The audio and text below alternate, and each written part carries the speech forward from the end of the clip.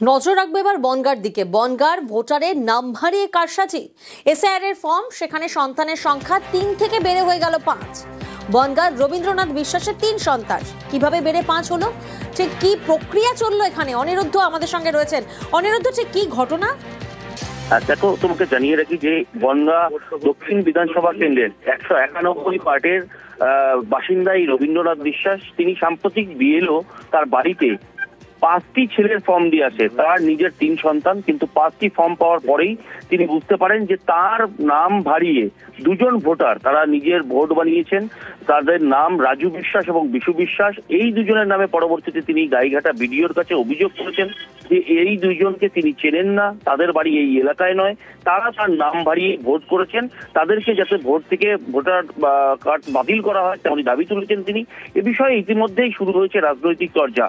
বনগাঁ দক্ষিণ বিজেপির বিধায়ক স্বপন মজুমদার অভিযোগের তীর তুলেছেন তৃণমূলের দিকে, যে দীর্ঘদিন তৃণমূল কংগ্রেস ক্ষমতায় রয়েছে, তারাই কারচুপি করে এই ভুয়ো ভোট বানিয়েছেন। অন্যদিকে তৃণমূল কংগ্রেসের পক্ষ থেকে কিন্তু দাবি করা হয়েছে যে এই এলাকার বিধায়ক রয়েছেন বিজেপি, এই এলাকার পঞ্চায়েত সদস্য বিজেপির, নির্বাচন কমিশন খতিয়ে দেখুক যে কি করে এরকম একজন বাবা বানিয়ে ভুয়ো ভোটার হলো এবং এসআইআর এর ফর্ম এলো তার বাড়িতে, কি করে এই ঘটনা ঘটলো সেটা নির্বাচন কমিশন খতিয়ে দেখুক। প্রিয়াঙ্কা,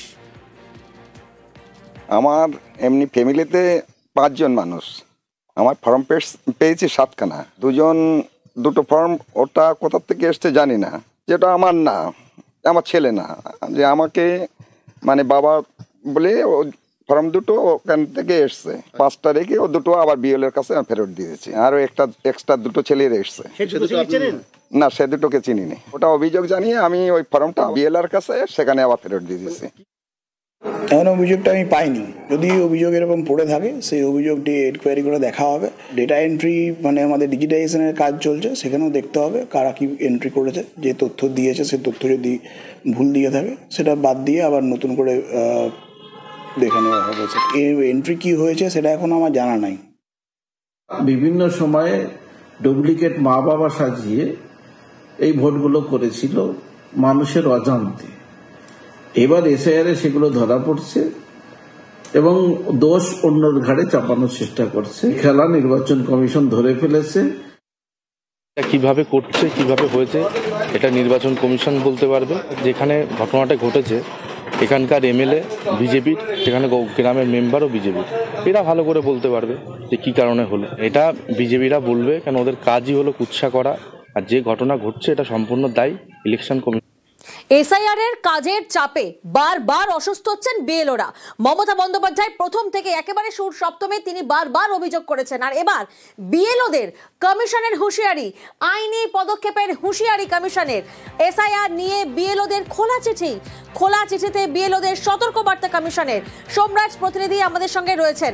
সোমরাজ, ইচ্ছাকৃত ভুলে আইনি পদক্ষেপের হুঁশিয়ারি, এই ইচ্ছাকৃত ভুল বলতে কমিশনের তরফ থেকে কি ব্যাখ্যা দেওয়া হচ্ছে? দেখো, আগামী 11ই ডিসেম্বর পর্যন্ত বুথ লেভেল অফিসারদের কাছে অপশন আছে। তারা যদি এনামুলেশন ফর্ম বা এসআইআর ফর্মে কোনো ভুল করেন তাহলে সেটা সূত্রে নিতে পারেন। তার কারণ জাতীয় নির্বাচন কমিশনের তরফে বিএলও অ্যাপে রোল ব্যাক অপশন দেওয়া হয়েছে। এই রোল ব্যাক অপশনের মাধ্যমে যদি তারা কোথাও কোনো, বিশেষ করে 2002 এর ভোটার তালিকার সঙ্গে বর্তমান তালিকার লিঙ্ক করতে গিয়ে কোথাও যদি কোনো ভুল করে থাকেন বা কোনো মৃত ভোটার, ডুপ্লিকেট ভোটার বা স্থানান্তরিত ভোটার যদি নাম বাদ না দিয়ে থাকেন তাহলে সেই ভুলগুলি তারা শুধরে নিতে পারেন। আর এখানেই কমিশন বলছে যে এই জায়গাগুলি ইচ্ছাকৃত ভুল হবে। যদিও ইচ্ছাকৃত ভুলটা কি সেটা কমিশনের তরফে রাজ্যের মুখ্য নির্বাচনী আধিকারিক যে খোলা চিঠি দিয়েছেন সেখানে নির্দিষ্টভাবে কোনো ব্যাখ্যা নেই। কিন্তু কমিশনের আধিকারিকরা বলছেন, যেখানে জাতীয় নির্বাচন কমিশনের তরফে বারবারই বলে দেওয়া হয়েছে যে ডুপ্লিকেট ভোটার, ভুয়ো ভোটার, মৃত ভোটার যাতে তালিকা থেকে বাদ দেওয়া হয়। সেক্ষেত্রে দেখা যায় যদি খসড়া তালিকা প্রকাশের পরেও সেই তালিকাগুলি বা সেই নামগুলি বাদ না যায় তাহলে ধরে নেওয়া হবে সেটাই ইচ্ছাকৃত ভুল এবং সেক্ষেত্রে বিএলওদের বিরুদ্ধে পদক্ষেপ নেওয়া হতে পারে। আর সেই কারণেই বিএলওদের বিরুদ্ধে আইনি পদক্ষেপ নেওয়ার হুঁশিয়ারি এবং কি কি আইনি পদক্ষেপ তা বোঝা গেল, কিন্তু এই ইচ্ছাকৃত ভুলকে ডিফাইন কিভাবে করবে কমিশন? দেখো, কমিশন মনে করছে যে এই যে ভুলগুলি, অর্থাৎ ইচ্ছাকৃত ভোটারের তালিকা থেকে মৃত ভোটারের নাম বাদ না দেওয়া বা ডুপ্লিকেট ভোটারের নাম বাদ দিয়ে দেওয়া বা ভুয়ো ভোটারের নাম বাদ না দেওয়া, এটাকেই বলা হচ্ছে ইচ্ছাকৃতভাবে ভুল, এবং সেটাকেই কমিশন ধরে রেখে বেশ। বিএলওদের বিরুদ্ধে শাস্তিমূলক পদক্ষেপ নেবে। কিন্তু কমিশন এটাও বলছে, রাজ্যের মুখ্য নির্বাচনী আধিকারিকের বার্তা এটাও দেওয়া হচ্ছে যে বিএলওদের মনে রাখতে হবে তারা বর্তমানে ডেপুটেশনে রয়েছেন, নির্বাচন কমিশনের ডেপুটেশনে রয়েছেন। বেশ। সেক্ষেত্রে নির্বাচন কমিশন সরাসরি তাদের বিরুদ্ধে পদক্ষেপ করতে পারে। বেশ, ধন্যবাদ সোমরাজ। ঠিক একদিকে যখন বিএলওদের সতর্কবার্তা কমিশনের, খোলা চিঠি আইনি পদক্ষেপের হুঁশিয়ারি কমিশনের, ঠিক সেই সময় বিএলওদের পাশে সুপ্রিম কোর্ট। অতিরিক্ত চাপে বিএলওদের মৃত্যুর অভিযোগ, সুপ্রিম কোর্টের মামলা অভিনেতা বিজয়ের দলের। প্রয়োজনে অতিরিক্ত বিএলও নিয়োগের নির্দেশ, বেশি নিয়োগের চাপ কমবে বিএলওদের। পর্যবেক্ষণ প্রধান বিচারপতি সূর্যকান্তর বেঞ্চের। রাজ্য সরকারগুলিকে নিয়োগের সুপ্রিম পরামর্শ, বিএলও অব্যাহতি চাইলে গুরুত্ব দিয়ে দেখার পরামর্শ। आज का जो मामला था टीवी के तरफ से एक एप्लीकेशन आई, तमिलनाडु के अंदर में बीएलओज पर एफआईआर रजिस्टर हो रहा है और कुछ बीएलओज सुसाइड कमिट कर रहे हैं। इसीलिए माननीय सर्वोच्च न्यायालय ने आज जो डायरेक्शंस पास किए, पहला डायरेक्शन ये था हर स्टेट गवर्नमेंट का ये ऑब्लिगेशन है कि इलेक्शन कमीशन के रिक्वेस्ट पर उनको ऑन डेपुटेशन मैन पावर मुहैया कराना है। उनका दूसरा डायरेक्शन था जो भी डेपुटेशन पर ऑफिसर्स स्टेट गवर्नमेंट के जाएंगे या मैन पावर जाएगा, वो एसआईआर के मामले को रिफ्यूज नहीं कर सकता, एसआईआर का भी काम उनको करना पड़ेगा। और तीसरा जो लीव एप्लीकेशन से रिलेटेड था कि जो भी बीएलओ लीव एप्लीकेशन देता है उसको केस टू केस बेसिस पे मेरिट पे डिसाइड करके उनको छुट्टी सैंक्शन की जा सकती है। तो इस तरह का 3 डायरेक्शन সুপ্রিম কোর্ট অর্ডার দিয়েছে, ভালোই অর্ডার দিয়েছে যে দরকার আছে অ্যাডিশনাল বিএলও নিয়োগ দরকার আছে, কিন্তু বিষয়টা এটা ইসিআই এর অবজারভেশনে রাখা উচিত ছিল একদম ফার্স্ট ডে 1 থেকে। প্রেশার অনেক কম হয়ে যেত। ধরুন এই যে ম্যাপিং এর কাজগুলো যদি অ্যাডিশনাল বিএলও থাকতো তাহলে শেয়ার করতো। ইসিআই কেন এত বিলম্বিত করলো? হ্যাঁ, অবশ্যই এটা ভালো হচ্ছে। রোগ বাড়ালে পরে কাজটা সংক্ষিপ্ত হলে ভালোভাবে কাজটা হয়। সময়টাও যদি একটু বাড়ানো থাকতো, আমাদের তো শুধু এইটুকু কাজ নয়, আমাদের বিভিন্ন কাজ করতে হচ্ছে তার সঙ্গে কিন্তু এটা। তাহলে সব কাজের সঙ্গে যখন আমরা একটা কাজ করি তখন আমাদের কি হয়, আস্তে আস্তে সেই জায়গাটা যদি সময় পাওয়া যায় তাহলে কাজটা নিখুঁতভাবে সম্পূর্ণ করতে পারি। একদিকে বিএলওদের খোলা চিঠি কমিশনের, আইনি পদক্ষেপের হুঁশিয়ারি ইচ্ছাকৃত ভুলে, ঠিক সেই সময় অন্যদিকে সুপ্রিম কোর্ট বিএলওদের পাশে। আর এই আবহে আবারও এসআইআর এর কাজের চাপে ফের অসুস্থ বিএলও। কামারহাটির 30 নম্বর বুথের বিএলও অসুস্থ। সাগর দত্ত হাসপাতালে চিকিৎসা বিএলওর।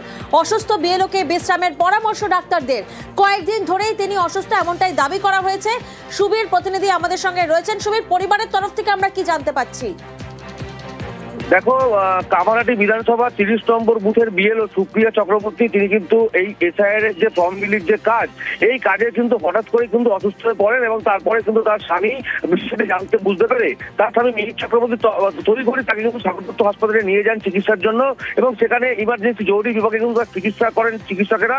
এবং চিকিৎসকেরা পরিষ্কারভাবে জানিয়েছেন যে অর্থাৎ এই যে কাজের যে অত্যন্ত চাপ এবং চিন্তার কারণে কিন্তু তিনি অসুস্থ হয়ে পড়েছেন, এমনটাই কিন্তু চিকিৎসকরা মনে করছেন, এবং চিকিৎসকরা তাকে বিশ্রামের পরামর্শ দিয়েছেন। এবং এই যে ঘটনা, অর্থাৎ এই যে স্ত্রীর যে অসুস্থ হয়ে যাওয়ার যে বিষয়, এই অত্যাধিক চাপের কারণে এই ঘটনা ঘটেছে, এমনটা কিন্তু অভিযোগ করছেন তার স্বামী মিহির চক্রবর্তী। এবং ইতিমধ্যে কিন্তু চিকিৎসকরা তাকে বিশ্রামের পরামর্শ দিয়েছেন, এবং যারা উদ্বোধন কর্তৃপক্ষ রয়েছে নির্বাচন কমিশনে তাদেরকেও কিন্তু তিনি চিঠি দিয়েছেন সুপ্রিয়া চক্রবর্তী, এবং ইতিমধ্যেই তাকে বিশ্রামের পরামর্শ দেওয়া হয়েছে এবং তিনি বিশ্রামে রয়েছেন, এমনটা কিন্তু জানিয়েছেন সুপ্রিয়া চক্রবর্তী এবং তার স্বামী মিহির চক্রবর্তী।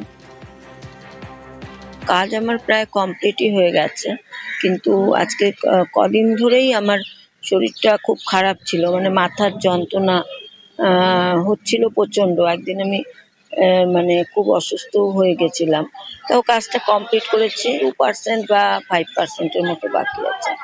কাজ আমার কমপ্লিট। মোবাইলের কাজেও আমি করেছি, চার্জ অফিস থেকেও আমাকে সহযোগিতা করেছে, কিন্তু এখন হঠাৎ করে তাই এখানে ডাক্তার দেখালাম। ডাক্তারবাবু বলে এগুলো সব টেনশন আর ইয়ের জন্য। চাপা একটা তো থাকেই যে কাজটা সঠিকভাবে আমরা করতে পারছি কিনা। এমনিতে ঠিক ছিল, এবার রাত্রে কাজের তো একটুখানি চাপ আছে, তবুও যতটা পারছে নিজের নিয়ে কাজ করছে। চাপের ইয়েতেই ঘুম বা একটা কম হচ্ছে, খাবার টাইমটা ঠিক মতো পাচ্ছে না, কারণ কাজটা আগে ওঠাতে হবে।